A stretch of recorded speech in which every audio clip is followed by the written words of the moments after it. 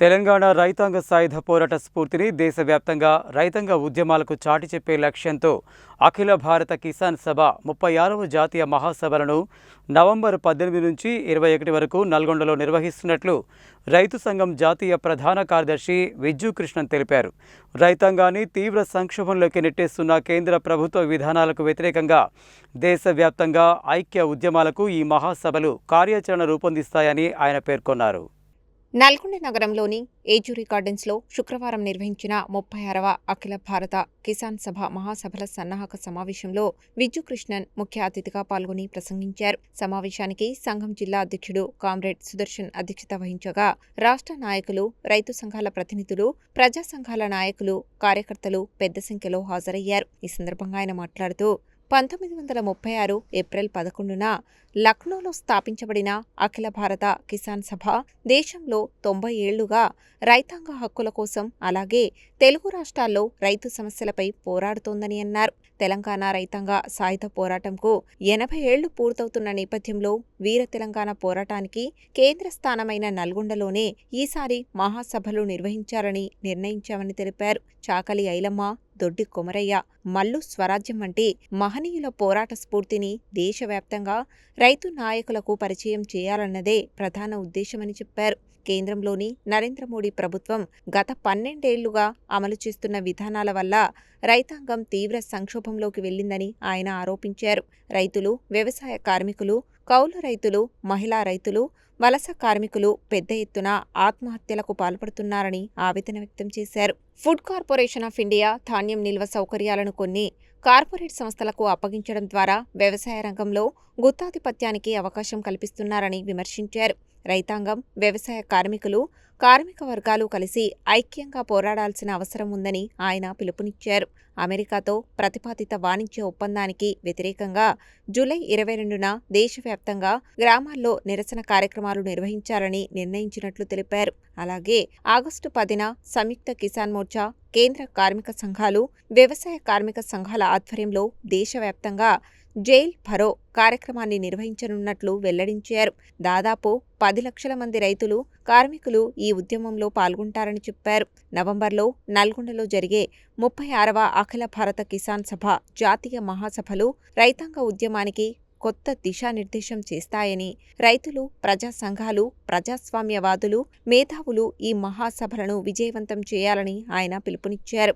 ఈ కార్యక్రమంలో రాష్ట్ర అధ్యక్షులు పోతినేని సుదర్శన్, సంఘం రాష్ట్ర ప్రధాన కార్యదర్శి తీగల సాగర్, రాష్ట్ర ఉపాధ్యక్షులు సారంపల్లి మల్లారెడ్డి, కేంద్ర కమిటీ సభ్యులు, మాజీ ఎమ్మెల్యే జూలకంటి రంగారెడ్డి, జిల్లా అధ్యక్ష కార్యదర్శులు ముదిరెడ్డి సుధాకర్ రెడ్డి, వీరపల్లి వెంకటేశ్వర్లు, తుమ్మల వీరారెడ్డి, ఎండి జహంగీర్, కందాల ప్రమీల, మల్లు లక్ష్మి, మల్లు నాగార్జునారెడ్డి, బొంతల చంద్రారెడ్డి, నున్న నాగేశ్వరరావు, అరిబండి ప్రసాద్, వెంకటేశ్వర్లు, నాగరాజు శోభన్, నారి ఐలయ్య, డబ్బికార్ మల్లేశం, బండా శ్రీశైలం, పాలడుగు నాగార్జున, సయ్యద్ హాషం, పాలడుగు ప్రభావతి, చినపాక లక్ష్మీనారాయణ తదితరులు పాల్గొన్నారు.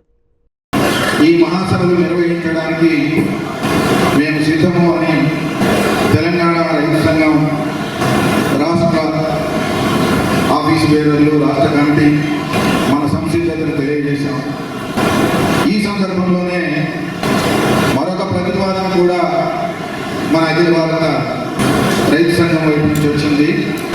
మీరు మహాసభ నిర్వహించడానికి సిద్ధం ఉన్నారు, రాష్ట్ర రాజధానిలో నిర్వహిస్తామంటున్నారు. ఆనాడు హైదరాబాద్లో నిర్వహించామనుకున్నాం. కానీ ఈ మహాసభలు గతంలో 37 సంవత్సరాల క్రితం 26వ మహాసభలు ఖమ్మంలో నిర్వహించారు. జరగబోయే మహాసభలు 36వ మహాసభలు. ఈ 36వ మహాసభలు వీరోచిత వారసత్వం కలిగినటువంటి, భూమి కోసం, వృత్తి కోసం, వెట్టి నుంచి విముక్తి కోసం సాగినటువంటి వీర తెలంగాణ రైతాంగ సాయుధ పోరాటంలో గర్వించదగిన పాత్ర నిర్వహించిన పోరాటాల గడ్డ నల్లగొండలో నిర్వహిస్తే బాగుంటుంది అని చెప్పేసి వారు ప్రతిపాదించారు. ఆ ప్రతిపాదనని నల్గొండ కాంగ్రెస్కి తెలియజేస్తే ఈ ప్రతిపాదన రావడం మాకు ఒక గొప్ప అవకాశంగా భావిస్తా ఉన్నాం. మా నల్గొండ పట్టణం అఖిల భారత మహాసభల నిర్వహణకి అన్ని వనరులు లేకపోయినా ఉన్న మేరకు అన్ని వనరుల్ని వినియోగించుకొని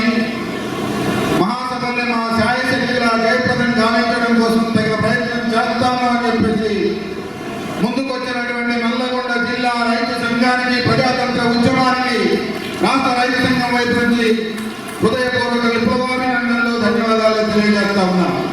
రైతాంగ ఉద్యమాలకు భూమిక ఏర్పాటు కావడానికి వచ్చిన ఒక గొప్ప చారిత్రక అవకాశంగా దీన్ని మనం వినియోగించుకోవాలి.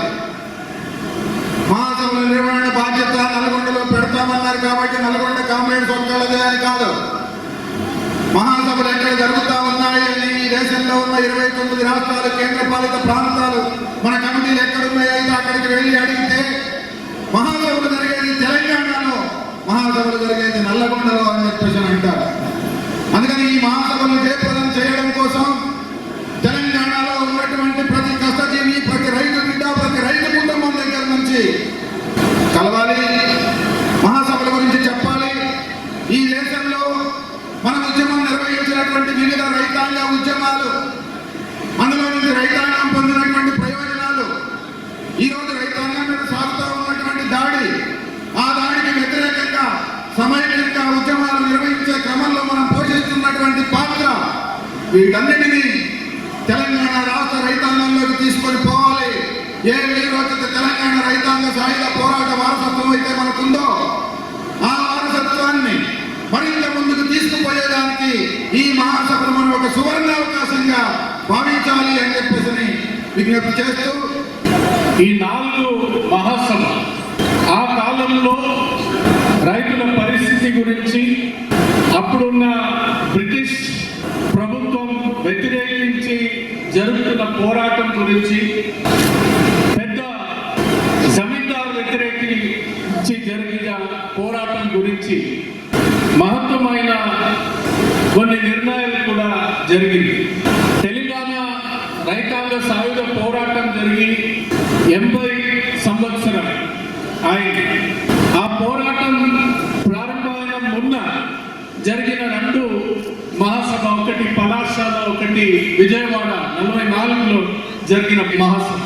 అక్కడ ఏ విధంగా ఇక్కడ రైతులు, పేదలు, వ్యవసాయ కార్మికులు ఏ విధంగా సంక్షోభంలో ఉన్నారు, దొరలు, జమీందారులు చేస్తున్న దౌర్జన్యం వ్యతిరేకించి పోరాటానికి కూడా ఒక దిశానిర్దేశం చేస్తానికి ఈ 2 మహాసభ కూడా చారిత్రాత్మకమైన ఒక పాత్ర వహించింది.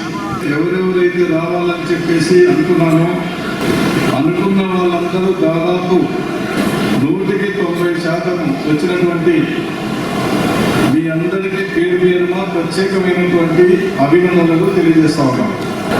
అఖిల భారత రైతు మహాసభ తెలంగాణ రాష్ట్రంలో జరపాలి, అది కూడా పోరాటాల గడ్డ నల్గొండలో జరపాలని అఖిల భారత అధ్యక్ష కార్యదర్శులు విజు కృష్ణన్ గారు కానీ, అశోక్ దావలే గారు కానీ పట్టుబట్టి తెలంగాణ రాష్ట్రంలో మహాసభ జరుపుతారు, మీకు ఆ శక్తి ఉంది, కానీ నల్లగొండలోనే జరపాలి అని చెప్పేసి పదే వాళ్ళు కోరటం వల్ల మనం ఈ బాధ్యత తీసుకోవడం అనేది జరిగింది.